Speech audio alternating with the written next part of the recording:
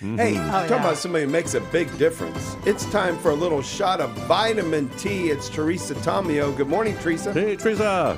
Hi, Teresa. You guys. Hi, how are you? You have St. Jerome in studio. I heard that. We do, yeah. Yeah, right. Wow. Yeah. He's Yeah. not saying Cool. much. You guys are awesome. We get all the best segment hosts, and you're proof of that. Good morning.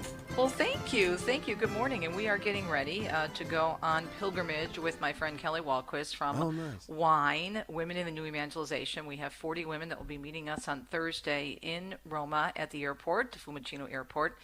And then we are off to travel all over Italy. We start in Rome for the Holy Doors, and then we also are going to Florence, and then we are going to Lake Garda and Padua and Venice. So we've got a big lineup of places to see and saints to meet, so we're really excited. It starts on Thursday. Well, fabulous. And what a blessing for all of them to be there with you. Obviously, they get a little behind the scenes, some extra special places to visit, and some time with you and Deacon Dom as well, right? Yeah, Deacon Dom will be there for the first 2 days because it's a women's pilgrimage, so he is not going to stay for the entire pilgrimage. He said that's too much estrogen for him. But there's something kind of cool happening. We've never done this before, but Kelly, my co-host, is a grandmother. She's a nonna, as we would say in Italian, and her grandbaby Giorgio is going to be baptized at St. Peter's on Friday, and Dominic is assisting in the baptism. Goodness. So isn't that cool? Cool. Yeah. That is so cool. Yeah. And of course, we all know Kelly through you. I mean, we know her from other places, but she has become a known person to all of us because she's regularly on with you on your program, Catholic Connection. Yeah, and her ministry is really powerful. 10 years. It's so funny because we were following each other for years on the speaking circuit. I'd see this cute, tall blonde in pictures. Like, she'd be speaking 1 year in this church, I'd follow up, or vice versa. And we finally got together for the Cincinnati Women's Conference, Catholic Women's Conference, over 10 years ago, and that's where we first met. And she was just actually launching WINE. It's a great word for the ministry, Women in the New Evangelization, and the website is catholicvineyard.com, and I really liked what she was doing, how she was representing and promoting different women's ministries under one umbrella, and it's been incredibly successful. They're growing. You can start your own chapter in different areas. We have a chapter in southeastern Michigan, kept chapters all over the country, and it's a great way for women to minister to each other and to promote other Catholic women's organizations. So yeah, this is our 9th pilgrimage, 10th anniversary of WINE. Of course, we had to take a year off because of COVID, but we're sold out. We have a full bus, and we're super excited. It starts on Thursday, so keep us in your prayers. Now, Teresa, everybody who's listening who was not able to sign up for that, maybe is hearing about it for the first time, how do they find out about the next go-round? Well, they can go to, again, my website, you can go to catholicvineyard.com, Kelly's website for WINE, but also teresatomeo.com and Travel Italy Expert. I'll be posting all that. And right now we're trying to fill up the pilgrimage for Dr. Bunsen. We always do 2 in October. One we do with WINE, the women's group, and then we have another one that Deacon Dom and I do separately. So next year we'll do WINE and Shrine, and we're going with the ladies to the Amalfi Coast in Rome.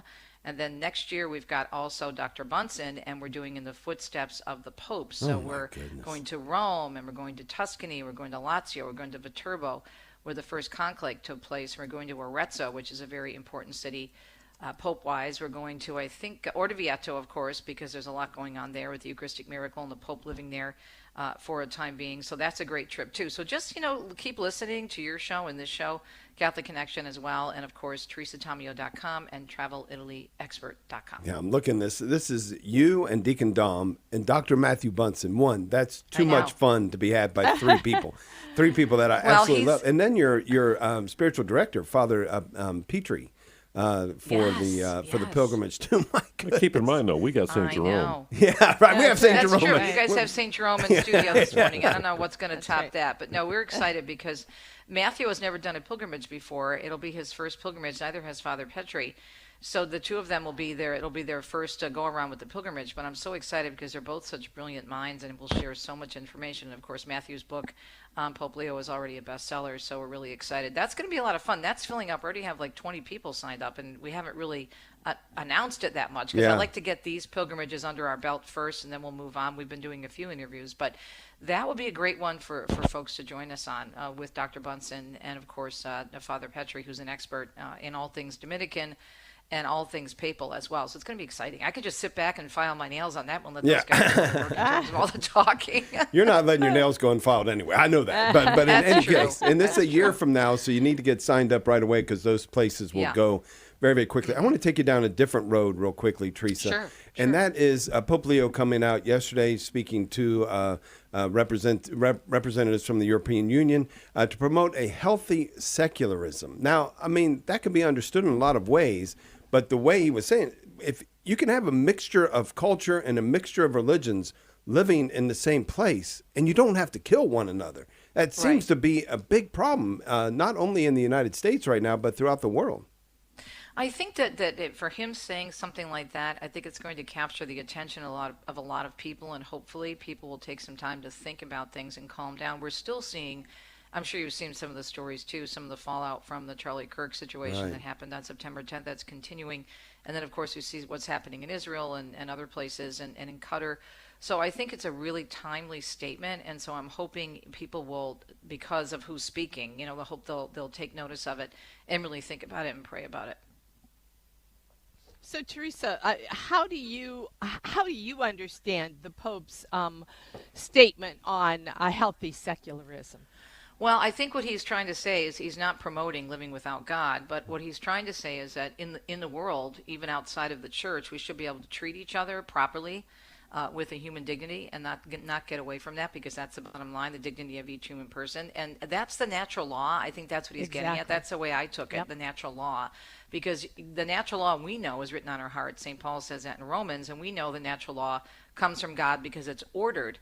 But most people realize right from wrong. And St. Paul even says that it's written on our heart. So I think that's what he's talking about in terms of the natural law, helping people to get back to basics.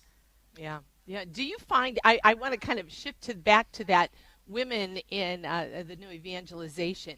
What do you think the role of women are in this evangelization, the new evangelization?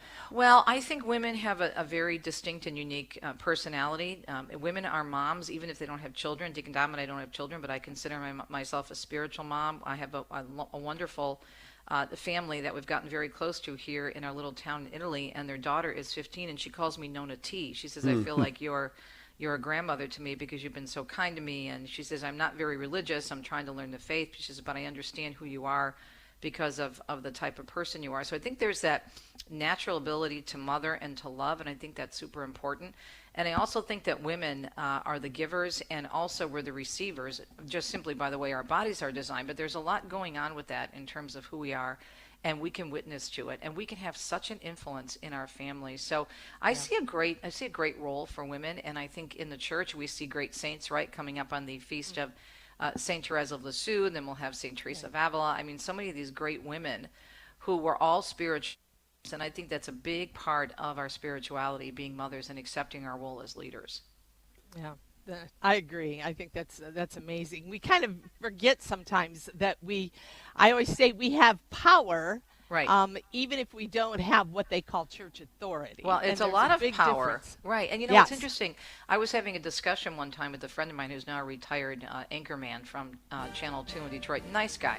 Worked with them for a long time, and he said to me, you should be a priest, you should be this, you should be that, you should have the same role. And I said, since when does equality have to mean sameness? And he just looked at me and he said, I never thought about that. So there you go. I always encourage women in the exact same way. Always say the same thing. Walk softly and carry a great bag. That's what I tell them. I always tell them that. Sounds like a book title. Yeah, it does. Sounds like one of my wife's favorite book titles. And so many wonderful books, by the way, Teresa. But that one, quite frankly, still sitting on the shelf. I love that. Oh, so thanks. thank you. That was a fun book. Yeah. Teresa Tomeo, a little vitamin T Bye, this Teresa. morning.